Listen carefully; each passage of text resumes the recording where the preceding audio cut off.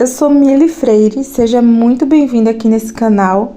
Aqui falamos de Jesus e estamos fazendo um estudo completo do Evangelho de Mateus. E no vídeo de hoje estou explicando o capítulo 3 do Evangelho de Mateus, onde João Batista ele faz uma pregação.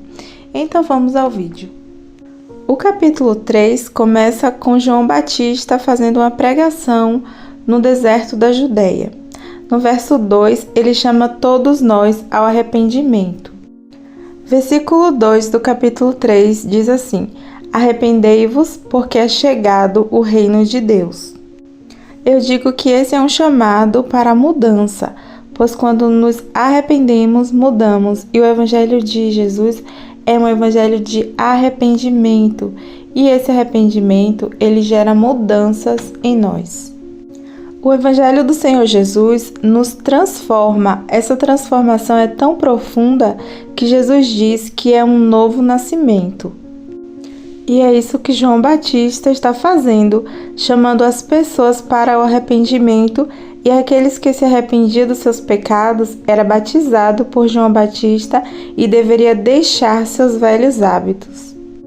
A Bíblia diz que quando nos batizamos, estamos morrendo para o mundo e prontos para viver uma nova vida em Deus. Essa é a mensagem do capítulo 3. No verso 3, João se refere a si mesmo dizendo: porque este é anunciado pelo profeta Isaías.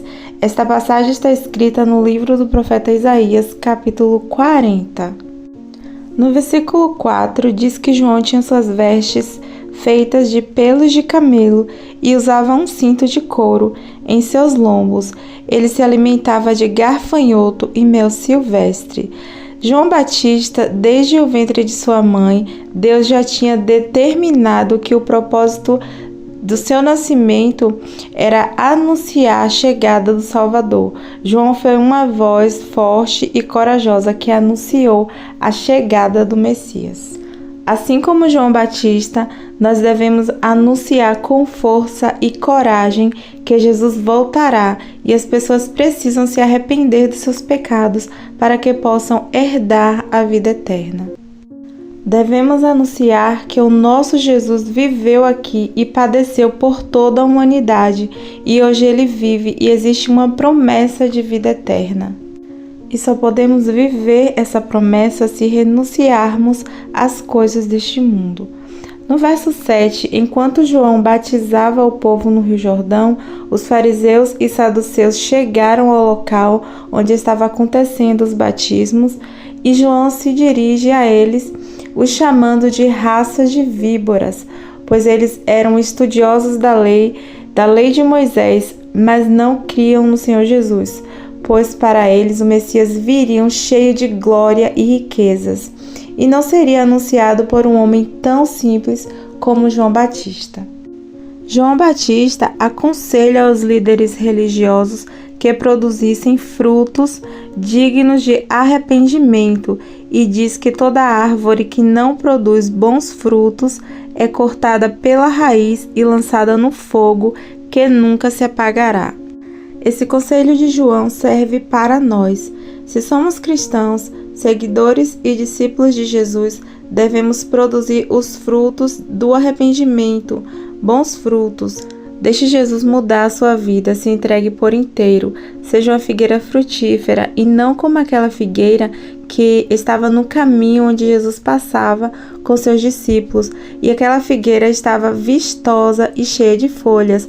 A Bíblia diz que Jesus, tendo fome, foi até essa figueira e não encontrou um fruto sequer, somente folhas. Então Jesus amaldiçoou aquela figueira e ela secou. Essa passagem nos leva a refletir sobre nossas vidas com Jesus. Será que Jesus, olhando para nós e procurando bons frutos, ele encontraria? Ou somente folhas?